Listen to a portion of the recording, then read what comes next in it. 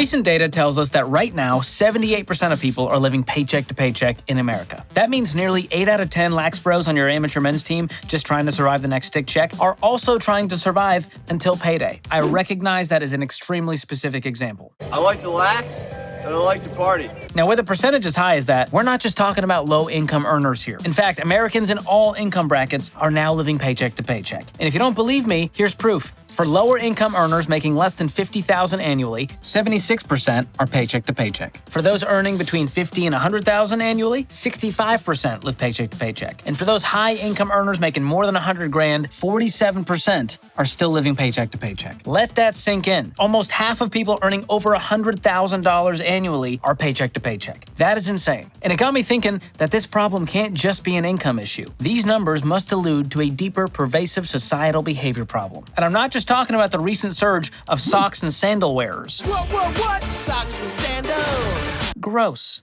I'm talking about people living way above their means with no margin to speak of. People who put off saving, rely on their credit card as their emergency fund, and never gain ground financially. But listen, if this is you, you don't have to stay on that hamster wheel, buried in weird pencil shaving flakes, struggling to get a literal drop of water from a cold metal spigot. You can get off that wheel. You can break this cycle, but you've got to get started. So today, I'm going to give you some really practical tips to help you break that paycheck to paycheck cycle so that you can find extra money, eliminate stress, and actually make progress toward your money goals. But go ahead and like and subscribe to the George Kamel channel. Not only will you get no-nonsense wealth-building content that actually works, but you're going to join a community of now over 100,000 subscribers who are also future millionaires. So thank you to all of you who have subscribed to get us to this point so quickly. I'm so grateful. You will not regret it. And if you do, you can always hit unsubscribe, but that would make me really sad. All right, first tip, do a no-spend challenge for 1 month. That's 30 days if you're tracking at home. Now, if you've never heard of a no-spend month, the name pretty much explains itself. Context clues, people. Golly, who raised you? What you say about my mama? So here's what you do. You basically freeze all spending on everything for a month except on the essentials. Food, housing, utilities, insurances, emergencies. You name it! And no, Disney Plus is not essential, okay? You can fall asleep without Sweet Life on deck in the background, I promise. It took me 3 weeks, but I slowly weaned off and I'm doing great now. Thanks for asking. You know what else isn't essential? Door-dashing shrimp Alfredo, tickets to Beyonce's Renaissance tour, or that spray tan, Dylan. I had a best friend named Dylan. Nice guy. Hope he's doing well. You see, the whole point of this no-spend challenge is to hit the reset button on your finances. That way you can get a handle on where you are and take a good hard look at how much you spend willy-nilly. Because if you're struggling with a spending problem, you need to step back and get some perspective on your normal spending. Are you clicking that buy now button out of emotion, discontentment, disorganization? Well, it literally pays to take a beat and find out what's going on. And guys, this is just 30 days, okay? You will survive. And if you have kids, include them in the challenge, because chances are they'll want to participate and they'll want to win more than you do. Kids love games. I am a dad now. I know these things. Mostly my kid's game is pooping. It's not a game to her. It's no joke. She's really good at it.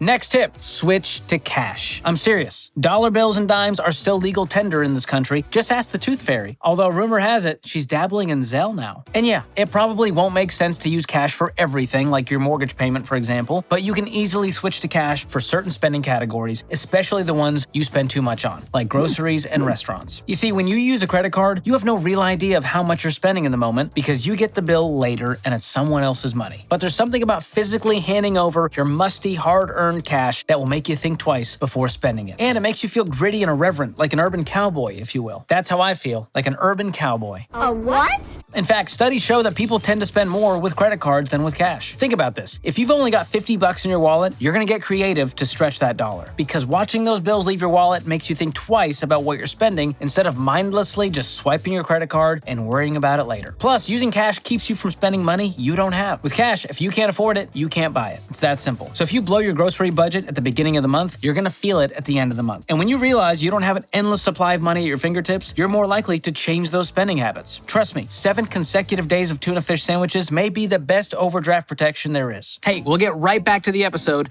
but I want to give a quick shout out to our friends at BetterHelp who are sponsoring this episode. Listen, sometimes we know what's good for us, but it feels like we just can't make ourselves do it. Like, I should just go to bed, but I'm a new dad, and my baby just got a diaper rash, and it looks really red. And sometimes my brain convinces me to check WebMD, and then I click another article, and suddenly it's 3 in the morning. If your brain tends to work like that, therapy could help. So your brain works with you, not against you. And sometimes it's just as simple as talking things through and learning strategies to be intentional about doing the things you know you should. So if you're thinking of starting therapy, give BetterHelp a try. BetterHelp is flexible because it's 100% online, so it fits your schedule.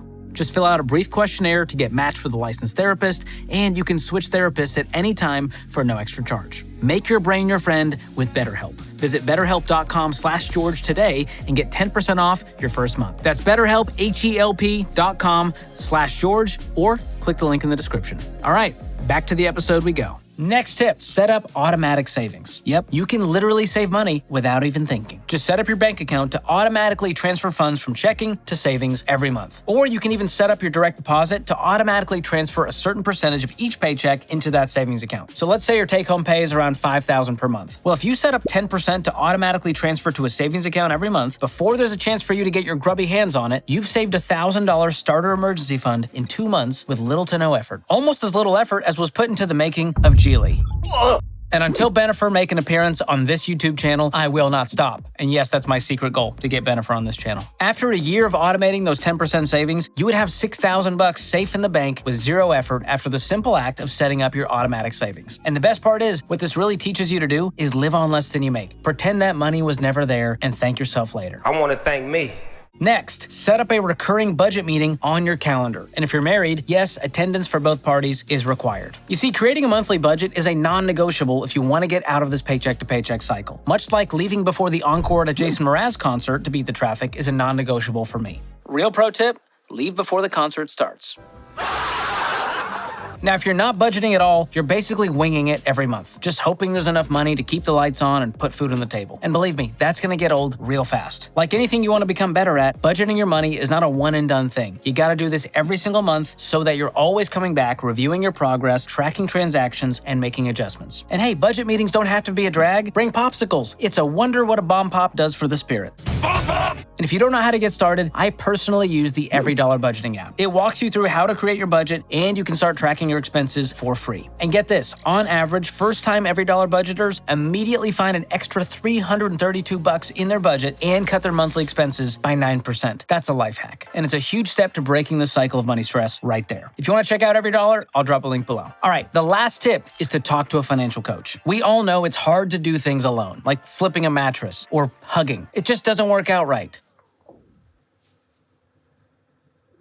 I feel so safe. So if you've been stuck financially, I encourage you to get some guidance and accountability to help you get out of this mess. And listen, I'm not talking about your opinionated neighbor who thinks they invented debt leverage or your bossy BFF, Cindy. I'm talking about an actual trained financial coach, which is different from other finance-related jobs. There's CPAs that will help you with taxes, financial advisors to help you with investments, but coaches work with you to create a start-to-finish plan for your money and help keep you on track. And that voice saying, you don't need a coach, you should be able to figure out this money stuff on your own. Tell that voice to can it, okay? The experts are experts for a reason, and when we have a third party enter into our situation, it can be a game changer. Imagine not knowing the first thing about cars, but then telling yourself, I drive this car every day, I should be able to fix it. And then you blow off the mechanic and you try to change out the blinker fluid yourself. Come to find out, the teenager at O'Reilly Auto Parts gave you the wrong blinker fluid. Everyone knows Teslas use synthetic. Now, if you're wondering who to trust, I'll drop a link below to a network of financial coaches trained by our team here at Ramsey. Listen, you'll only start saving money and ditch that paycheck-to-paycheck life when you learn healthy money habits and let your future needs be more important than your current wants. You deserve to do more than just survive from month to month, so start acting like it. Be intentional with your money, and remember, it's not all about how much money you make. It's more about how you spend and save the money you make. Now, this one might seem like common sense, but so do roundabouts, and people still seem to screw those up. It's called yielding. Ever heard of it? Now, earning more money can help, but it's not necessarily the answer, and it doesn't make you a better manager of your money. Don't increase your income just to keep living a lifestyle you can't afford. Income doesn't make you wealthy. How you handle it does. All right, guys, that's it for today. Don't forget to spread the love and share this video with a friend who's always jonesing for the next payday. Smells like money. Thanks for watching. We'll see you next time. Satisfied?